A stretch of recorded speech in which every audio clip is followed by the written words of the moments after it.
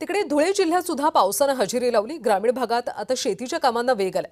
जिल्ह्यातल्या ग्रामीण भागामध्ये शेतकऱ्यांनी पेरणी सुरू केली आहे। धुळे जिल्ह्यात पावसाने हजेरी लावली, त्यामुळे सध्या शेतीच्या कामांना वेग आल्याचं पाहायला मिळतंय।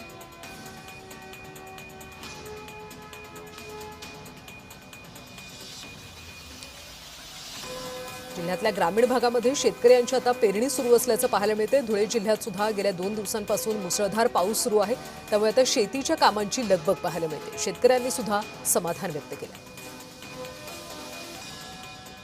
गेल्या काही दिवसांपासून पावसाची प्रतीक्षा होती। पाऊस येत नसल्यामुळे दुबार पेरणीचं संकट होतं।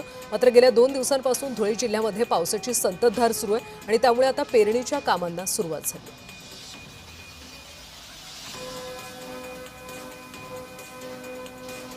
ग्रामीण भागात शेतीच्या कामांना वेग आल्याचं पाहायला मिळते। शेतकऱ्यांची आता लगबग सुरू आहे। इतक्या दिवसांपासून खरं तर पाऊस येत नसल्यामुळे शेतकऱ्यांची एक प्रकारे चिंता वाढली होती। दुबार पेरणीचं संकट होतं, मात्र आता पाऊस आल्यामुळे शेतकऱ्यांमध्ये समाधानाचं वातावरण आहे।